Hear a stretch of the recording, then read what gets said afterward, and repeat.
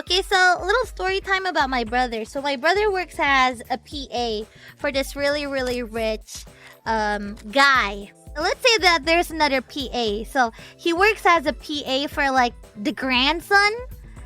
And there's like another PA that works for the grandfather.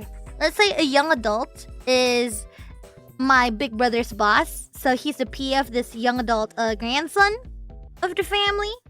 There's this necklace that you need to pick up from this really, really big store. Then he was like, okay, when should I pick it up? And they're like, okay, can you pick it up at noon? And he was like, okay, sure.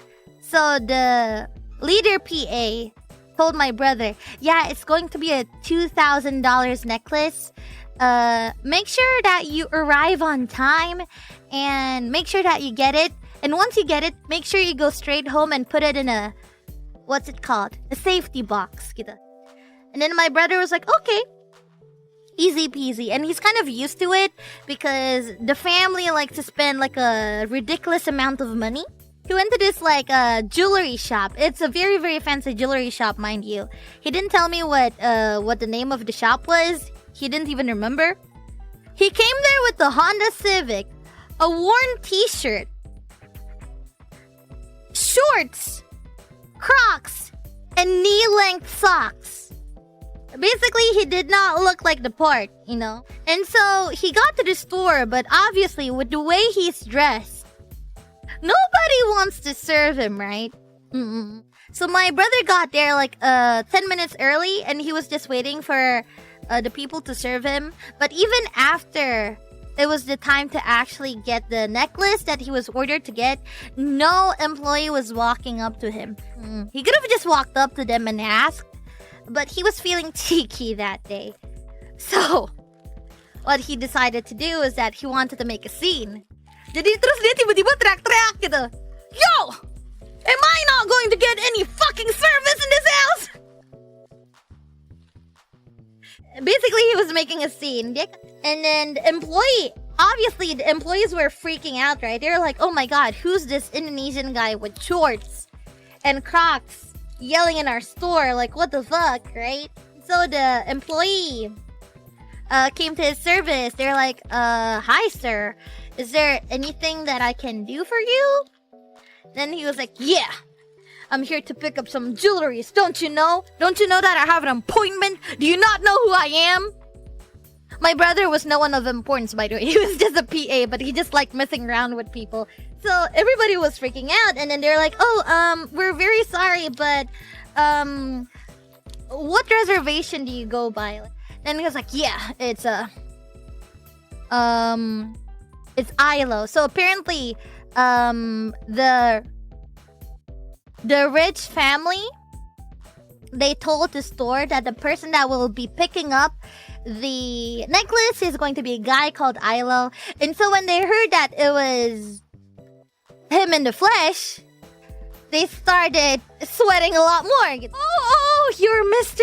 Illo. I'm very, very sorry, sir. Just a moment. Gitu kayak, okay, mohon maaf sebelumnya, Bapak. Tunggu sebentar ya. Terus habis itu ditinggalin kan sama pegawainya. And then the employee went to the back, called a manager or someone in charge, and they had gloves on them. They're like, oh, hello, Mr. Illo. It's very nice to see you. Thank you for coming so far. Thank you for coming to our jewelry shop. It's an honor to meet you. Basically, they were giving him the king treatment. Kita. Yeah. Like, oh, yeah. It's a pleasure to finally meet you, Mr. Illo. He was messing with them, with the privilege that he got from his boss, basically. And then they're like, oh, yeah, you're here to pick up a necklace, right?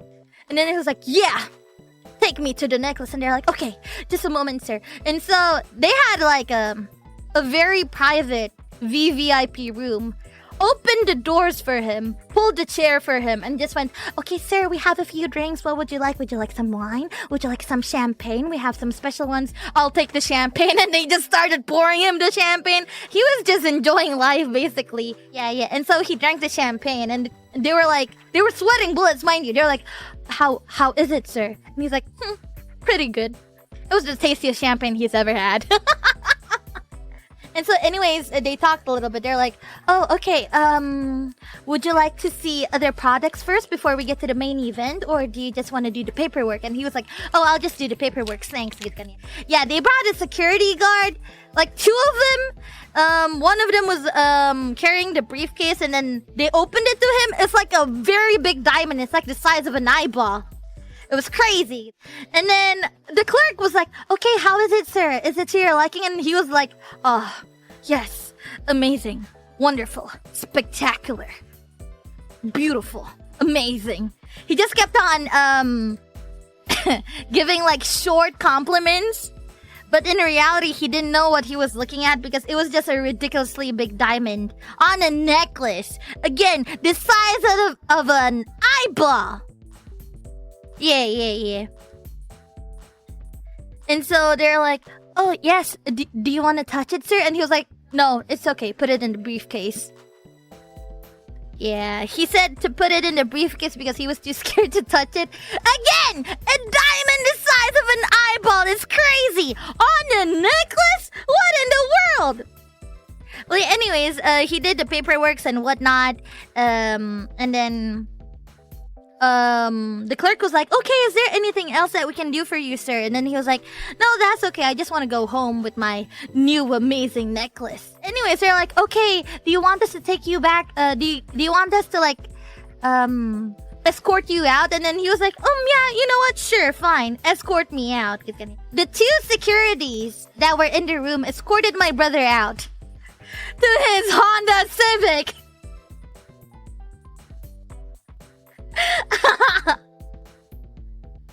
And that was when he needed to bullshit stuff up. He was, because the security guards was like, Sir, is this your car? Are you sure this is your car? Are you not mistaken? And he's like, oh no, don't worry. This is my gardener's car. My real car is still in the dealership. And then the guards were like, oh, okay. And then before he went off, he started reading the paperwork because he was curious. Like, he only signed the paperwork as is. He didn't really pay much attention. And once he was in the car, he was like, you know what? What's this diamond all about? Right? And so when he was in the car, he read the paperwork, and turns out it was not $2,000, guys. It was $260,000. What? And that's when he actually started sweating. Thankfully, the guards weren't there anymore.